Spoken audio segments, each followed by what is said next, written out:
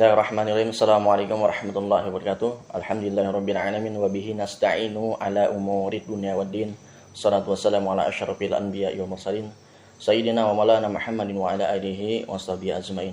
Allahumma billi wa liwalidayya kama rabbayani shaghira. Alhamdulillah hamdan katsiran thayyiban mubarakan fihi. Asyhadu an la ilaha illallah wa asyhadu anna Muhammadar Rasulullah. Amma ba'd. Selamat datang kembali kawan-kawan di kanal YouTube Muara Petang.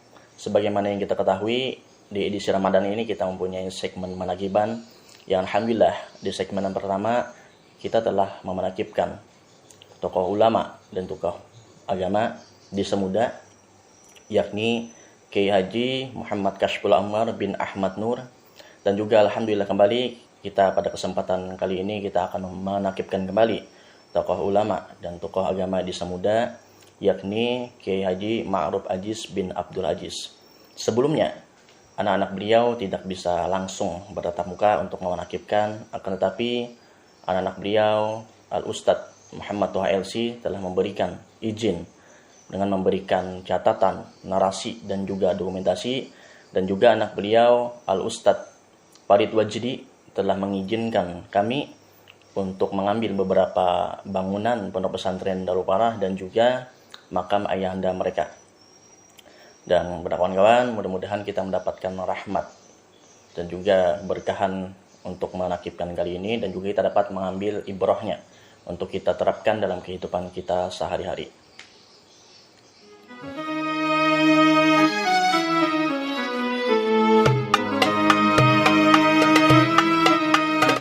Sebagaimana yang telah diizinkan anak beliau Ustadz Muhammad Toha LC yang memberikan narasi, catatan dan juga dokumentasi, serta anak beliau Al-Ustadz Farid Wajdi LC yang mengizinkan kami untuk mengambil beberapa dokumentasi seperti pengambilan bangunan pondok pesantren Darul Falah dan juga makam ayahanda beliau.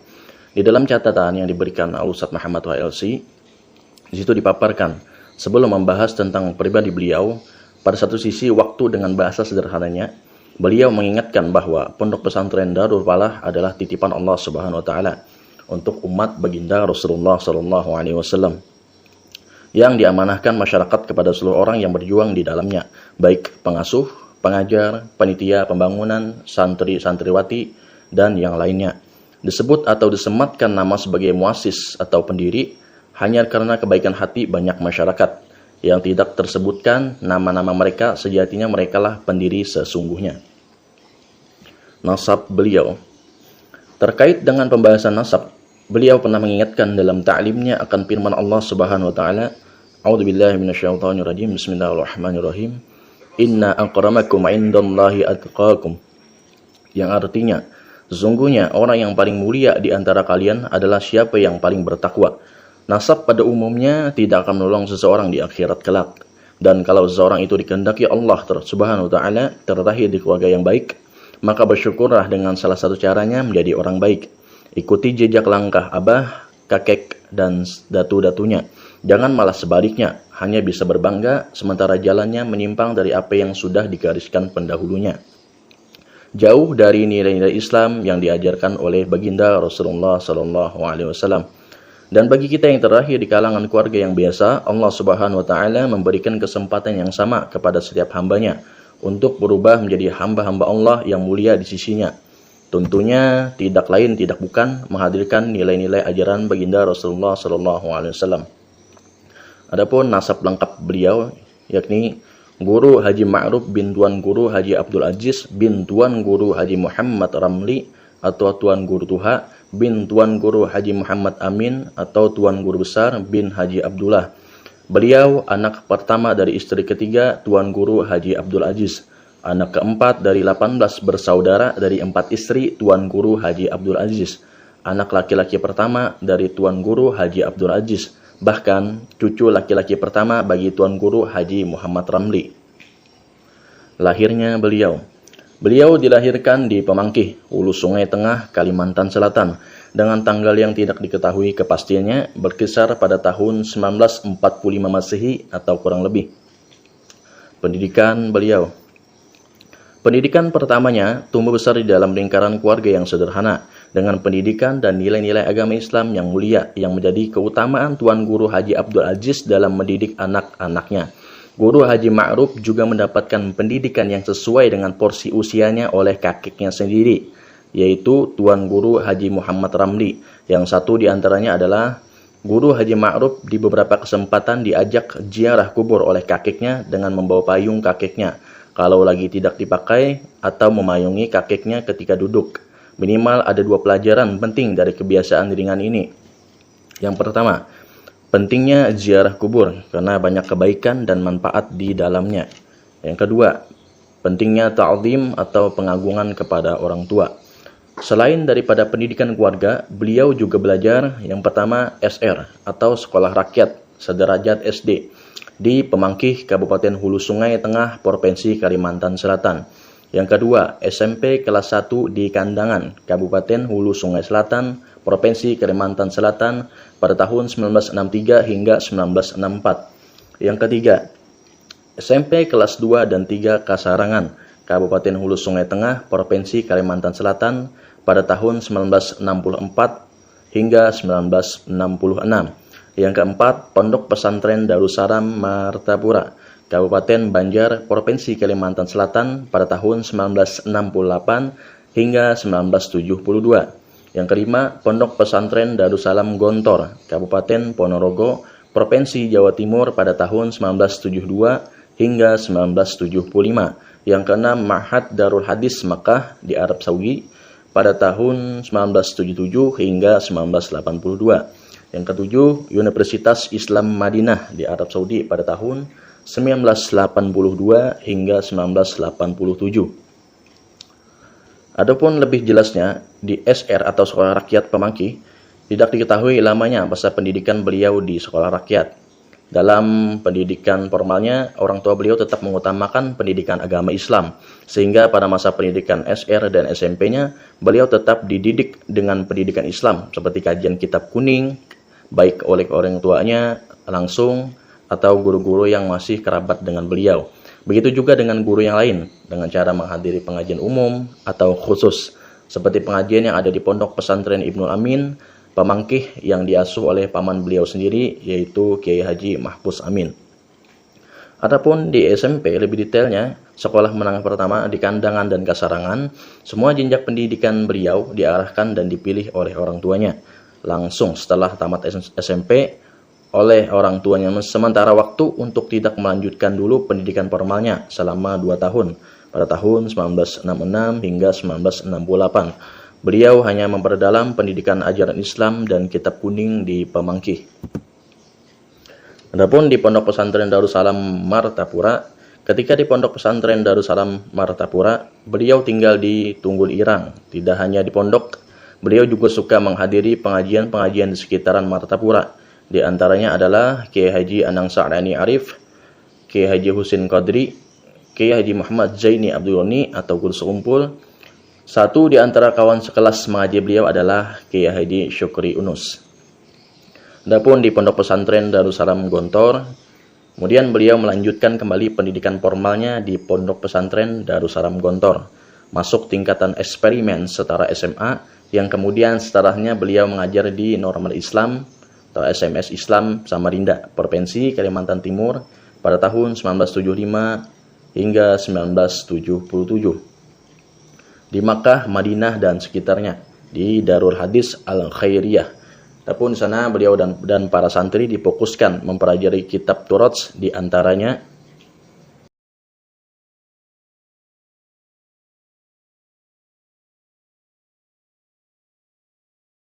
selama di Mekah dan sekitarnya, Guru Haji Ma'ruf tidak hanya terfokus menimba ilmu pada ma'had yang namanya terdaftar di Labangga tersebut, tapi sebagaimana sudah menjadi kegemarannya, beliau mengikuti pengajian halaqah-halaqah sekitaran Masjidil Haram dan rumah-rumah masyaikh yang dijadikan tempat-tempat majelis. Di antaranya yang pertama adalah Syekh Muhammad Yasin Al-Padani pada tahun 1915 hingga 1960, di mana Syekh Yasin Padang zamannya memang menjadi kiblatnya para thalibul ilmi dalam menimba ilmu, keberkahan, terlebih lagi sanad-sanad keilmuan.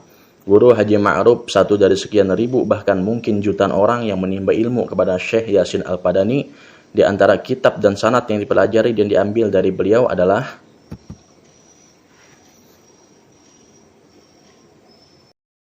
yang kedua, Syekh Ismail Yamani pada tahun 1933 hingga 1994. Syekh Ismail Yamani terdaftar sebagai pengajar di Madrasah As-Salatiyah pada masanya. Namun beliau juga memiliki pengajian di luar lembaga. Guru Haji Ma'ruf pun mengambil kesempatan tersebut untuk mengambil ilmu, keberkahan dan sanad dari beliau, di antaranya yang ketiga, Abuya Sayyid Muhammad bin Alwi bin Abbas Al-Maliki pada tahun 1944 hingga 2004. Di masanya tidak hanya mengajar di pesantren yang beliau bina, tapi juga membuka pengajian di sekitar Masjidil Haram dengan keluasan ilmunya terkait akidah, tafsir, hadis, sirah, usul fiqih, dan lainnya. Terbukti dengan banyaknya karangan kitab beliau, lebih dari 50 judul kitab. Yang keempat, Syekh Abdul Karim Al-Banjari pada tahun 1923 hingga 2002. Beliau adalah salah satu ulama keturunan Banjar yang mendapatkan izin mengajar di Masjidil Haram oleh pemerintah Arab Saudi. Rumah beliau pun dijadikan tempat majelis ilmu. Di antara kitab yang beliau ajarkan adalah yang kelima, Syekh Muhammad Ali As-Sabuni pada tahun 1930 hingga 2021. Pengarang kitab Safwatul Tafasir atau tafsir, begitu juga dengan karangan-karangan beliau yang lainnya. Semasa di Tanah Haram, Guru Haji Ma'ruf juga terkumpul dalam satu perkumpulan maulid yang dibina oleh Buya Syarwani Zuhri, sapaan populer beliau. Lengkapnya, Profesor Dr. Tuan Guru Haji Ahmad Syarwani Zuhri Al-Banjari. Beliau adalah pengasuh Pondok Pesantren Syekh Muhammad Arsyad Al-Banjari, Balikpapan, Provinsi Kalimantan Timur. Menikahnya beliau. Pada tahun 1982, Guru Haji Ma'ruf memutuskan untuk menikah dengan seseorang perempuan bernama Habibah binti Ruslan. Kurang lebih 1 tahun kemudian, setelah istri beliau mendapatkan izin tinggal di Arab Saudi, beliau pun mengajak istrinya untuk tinggal di Tanah Haram. Selama tinggal di sana, dikaruniai 2 orang putra, yakni Al-Ustadz Muhammad Toha LC, dan yang kedua adalah Al-Ustadz Farid Wajdi LC. Beliau bercerita untuk nama putra pertamanya sudah dipersiapkan sebelum kelahirannya, yaitu Farid Wajdi, tabarruk atau mengambil berkah. Nama seorang yang alim, lagi soleh, dikagumi oleh Guru Haji Ma'ruf. Namun ketika putra pertamanya lahir, dalam hati dan pikirnya dipenuhi rindu kepada baginda Rasulullah SAW, dan kemudian beliau memberi nama kepada putra pertamanya dengan nama Muhammad Toha. Dan 2 nama tersebut adalah 2 nama dari sekian banyaknya nama baginda Rasulullah SAW. Pulang ke Indonesia. Akhir tahun 1987, beliau memutuskan pulang ke Indonesia. Tidak lagi kembali ke Tanah Haram, melanjutkan mengajinya. Setelah sowan ke orang tua, keluarga dan para tuan-tuan guru di sekitaran Kalimantan Selatan, pemangkih sekitaran khususnya, beliau menetap di Desa Jayakaret, Kecamatan Mantaya Hilir Selatan, Kabupaten Kota Waringin Timur, Provinsi Kalimantan Tengah, di rumah mertua. Kemudian berpindah tempat tinggal ke Kelurahan Basiri Hilir di kecamatan yang sama dengan kehidupan yang sangat sederhana. Rumah kontrakan dengan kegiatan mengajar di Madrasah Nur Islam tahun ajaran 1988 hingga 1989 di Desa Jayakelapa di kecamatan yang sama. Beliau dikaruniai anak ketiga seorang perempuan bernama Rahimah. Setelah 1 tahun dengan keadaan tersebut, pada tanggal 25 Desember 1990, beliau pun mengambil keputusan untuk kembali berpindah, yaitu ke Pondok Pesantren Al-Falah Banjarbaru, Provinsi Kalimantan Selatan. Di mana di sana beliau tidak terlalu merasa asing, dikarenakan tidak sedikit daripada pengajar-pengajar di sana, baik yang diputra maupun yang diputri, adalah kawan dan kenalan beliau ketika masih mengaji di Tanah Haram. Begitu juga dengan Ustazah Haji Mahbubah dan suaminya Guru Haji Syamsuddin adalah sepupu dan kawan beliau mengaji, yaitu anak menantu dari paman beliau sendiri, Kiai Haji Mahfudz Amin Pamangkih, dan juga paman beliau yang banyak mengajarkan istri beliau ketika masih nyantri di Pondok Pesantren Ibnul Amin Putri Pemangkih. Kiai Haji Muhammad Zuhdi, pengarang pelajaran tangga ibadah, pun tinggal dan mengajar di Pondok Pesantren Al-Falah ketika itu. Di Pondok Pesantren Al-Falah, beliau mengajarkan hadis dan usul hadis. Dan tidak hanya mengajar, beliau pun terus belajar dan mengikuti pengajian yang bisa diikuti. seperti pengajian khusus para ustadz-ustadz pengajar pesantren yang dikhususkan oleh Kiai Haji Muhammad Zaini Abdul Ghani atau guru sekumpul di rumah sekumpul yang diadakan setiap hari Rabu. Begitu juga pengajian umum Kiai Haji Muhammad Zaini bin Abdul Ghani yang diadakan setiap hari Jumat malam Sabtu di Pondok Pesantren Al-Falah dengan kitabnya Nasaihud-Diniyah karangan Imam Haddad. Di masa ini beliau dikaruniai anak keempat perempuan diberi nama Nurul Hilmah yang pentasmiahannya dan tahqiqnya beliau mintakan kepada almarhum Kiai Haji Muhammad Zaini bin Abdul Ghani atau guru sekumpul. Pondok Pesantren Darul Falah. Setelah kurang dari 10 tahun lamanya mengajar di Pondok Pesantren Al-Falah Banjarbaru, Kalimantan Selatan, akhir bulan Juni tahun 2000, beliau dan keluarga kemudian kembali lagi ke Semuda, Kelurahan Mesir Hilir, Kecamatan Matai Hilir Selatan, Kabupaten Kota Rengen Timur, untuk tinggal di sana, tepatnya di Jalan Paroto Muksin, Gang Haji Abdul Syukur, dengan menempati rumah sendiri yang sebelumnya sudah mulai dipersiapkan. Kurang lebih 8 bulan kemudian, sebagian masyarakat bersepakat untuk membangun pondok pesantren yang kemudian diharapkan kepada Guru Haji Ma'ruf untuk mengasuhnya. Maka bangunlah pondok tersebut tempat di samping rumah beliau, diberi nama Darul Falah, dengan harapan siapapun yang bersinggungan positif dengan pondok Darul Falah menjadi orang-orang yang sukses beruntung dari dunia sampai akhirat, sebagaimana makna dari penamaannya. Maka tercatat pada tanggal 5 Agustus 2001, Pondok Pesantren Darul Falah resmi dibuka. Berjalanlah pendidikan di Darul Falah dengan 7 orang santri pertama hingga itu. Thariqah. Dalam berthariqah, perjalanan suluknya kepada Allah Subhanahu wa taala, beliau memilih thariqah Tijaniyah. Itu dari Syekh Abdul Abbas Ahmad bin Muhammad bin Muhtad Al-Tijani, dengan mengambil baiat thariqahnya kepada Kiai Haji Muhammad Tijani Jauhari, Sumeneb, Madura, di bawah naungan perhatian dan bimbingan Al-Alim Al-Alamah Sayyid Idris bin Muhammad bin Al-Abid Al-Iraqi Al-Kadimi Al-Hasani sebagai Imam Zawiyah Kubro di kota Fez, Maroko, dan juga sebagai muqaddam mutlak seluruh Zawiyah Thariqah Tijani di dunia. Pada satu kesempatan, Kiai Haji Mukhtar, pengasuh dari Pondok Pesantren Ibnul Amin Pemangkih, Kalimantan Selatan, dalam kunjungan ziarahnya ke makam Guru Haji Ma'ruf memberikan isyarat nasihat bagi yang mendengarnya tentang pentingnya thariqah bagi setiap hamba yang ingin mendekatkan dirinya kepada Allah Subhanahu wa taala. Dengan bahasa sederhananya, beliau mengatakan, beruntung Guru Haji Ma'ruf wafat dalam keadaan kokoh istiqomah dengan thariqah yang dipegangnya. Amalan harian beliau. Adapun amalan harian beliau, yang pertama adalah memelihara salat sunnah rawatib. Yang kedua, baca Al-Quran dan murajaah. Yang ketiga, belajar mutalaah kitab. Yang keempat, mengajar. Yang kelima, wirid thariqah Tijaniyah.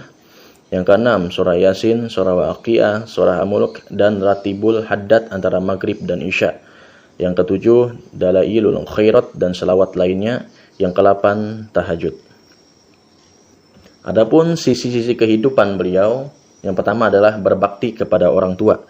Menurut orang yang dekat dengan beliau di masanya, Guru Haji Ma'ruf adalah sosok yang berbakti kepada orang tuanya, dan pernah dikisahkan semasa SMP, semua siswa diwajibkan untuk memakai sepatu. Beliau tidak berani minta uang ke orang tuanya untuk membeli sepatu.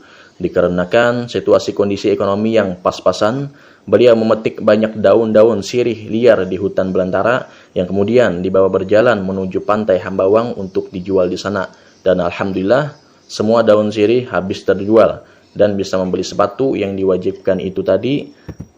Adapun sisa dari uang yang diusahakan diberikan kepada ibundanya, tidak digunakan untuk yang lain. Yang kedua, mendidik anak. Dalam pendidikan awal bagi anak-anaknya, beliau sendiri yang mengajarkannya, terutama pada pelajaran baca Al-Quran, alifan, tauhid sifat 20, fiqih, buku rangkuman yang mudah dicerna anak pada usianya, dan akhlak, dan juga mengajarkan wirid, menghafal ayat kursi, baca doa sebelum tidur, dan sebagainya. Hal tersebut berlangsung di masa sekolah dasar. Ketika sudah mulai masuk jenjang pondok, di sisi waktunya beliau mengajarkan nahwu mukhtasar jiddan. Beliau juga memberikan amalan dalam bentuk salawat untuk menunjukkan betapa pentingnya salawat kepada baginda Rasulullah SAW. Di antaranya adalah, adapun yang ketiga adalah mencintai para habaib ulama dan menziarahi kubur mereka. Dalam hal ini, di beberapa kesempatan, beliau mengajak keluarganya berkunjung kepada mereka tersebut, menghadiri majelis pengajian atau haul atau menziarahi kubur mereka. Selanjutnya, silaturahmi. Tidak hanya kepada para ulama, beliau juga mengajak keluarganya untuk bersilaturahmi kepada keluarga ketika ada kesempatan dan sering dilakukan padahal dalam keadaan ekonomi yang terbatas. Selanjutnya, tahajud. Sekali waktu beliau bercerita sederhana dan singkat ketika masa riyadhahnya dalam mengistiqomahkan tahajud dan wirid malamnya. Satu malam setelah tahajud yang terasa berat menjalaninya karena rasa kantuk yang begitu kuat, Beliau lanjutkan dengan wiridnya dan ketiduran. Kemudian beliau didatangi suara lembut yang membangunkan dan mengingatkan untuk mengistiqomahkan apa yang sudah dijalaninya. Dan hal ini diceritakan hanya demi menunjukkan pentingnya tahajud kepada anak dan santri-santrinya. Wafatnya beliau. 40 hari kurang lebih sebelum wafatnya, terjadi perubahan yang lumayan drastis pada kesehariannya. Cenderung tidak banyak bicara, terlebih lagi yang tidak manfaat.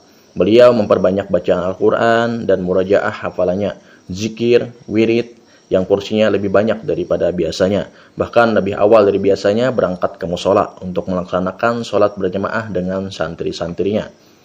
Kurang lebih 1 bulan sebelum wafatnya, sesudah sholat asar, beliau berpesan kepada anak sulungnya tentang di mana ia akan dimakamkan, yang apabila beliau meninggal di sekitaran Banjarmasin, maka beliau meminta untuk dikuburkan di Pemangkih berkumpul dengan para pendahulunya.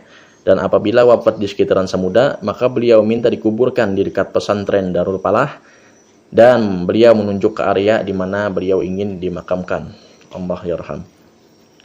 Malam menjelang jam tidur, beliau duduk di depan kamar perpustakaannya, kamar yang sering beliau beribadah di dalamnya. Beliau memanggil anak sulungnya dan menyampaikan beberapa pesan yang hal tersebut tidak disadari oleh anaknya. Ternyata ini adalah isyarat kepergian almarhum untuk selama-lamanya. Pada hari Sabtu, 26 Syawal 1432 Hijriah atau 25 September 2011, Allah Subhanahu wa taala menghendaki untuk mengambilnya dalam keadaan tidur. Disentuh dan diraba, tubuhnya sudah mendingin. Posisi barang jasadnya yang menunjukkan ketenangan, raut wajahnya yang seolah-olah ingin mengatakan, aku hanya sedang tidur lelap. Namun degup jantungnya yang sudah membisu mengatakan lain. Ia sudah tidak di dunia ini lagi, hilang sudah waktu untuk duduk bersama dengannya. Ingin berdua hanya dengan dirinya, banyak kata yang tertahan belum lagi tersampaikan. Banyak ungkapan dan bahasan yang tertawan oleh penyesalan. Sungguh benar apa yang pernah engkau ajarkan di masa lalu tak terbantahkan dengan penjelasan yang kau sampaikan ketika itu. Beliau berkata, sekiranya masa muda bisa kembali lagi, barang sehari maka aku akan kabarkan bagaimana penyesalan orang yang sudah tua. Di dalam catatan dan narasi yang diberikan oleh Ustadz Muhammad Toha LC, di situ dipaparkan doa kami bermohon kepada Allah Subhanahu wa taala yang Maha Kasih sayang kepada hamba-hambanya. Doa kami yang mana kami diperintah oleh baginda Rasul Muhammad SAW untuk memanjatkannya kepada Allah Subhanahu wa taala. Semoga kebaikanmu dilipat gandakan Allah Subhanahu wa taala, dosa-dosamu dihapuskan Allah Subhanahu wa taala, diliputi rahmat lembutnya Allah Subhanahu wa taala, ditempatkan fi jannatil a'la man nabiyyin was-siddiqin wasyuhada'i was-shalihin bi rahmatika ya arhamar rahimin. Amin Allahumma amin. Alhamdulillah, kita telah memenakibkan ulama dan tokoh agama di Samuda, Kiai Haji Ma'ruf Aziz bin Abdul Aziz. Mudah-mudahan kita dapat mengambil ibrohnya dan juga dilimpahi keberkahan dan rahmatnya untuk beliau dan juga untuk kita semua. Dan apabila ada perkataan atau penyebutan yang berkurang berkenan, maka mohon maafkanlah, minta halal minta ridho. Dan juga sekian, ihdinas siratal mustaqim. Wassalamualaikum warahmatullahi wabarakatuh.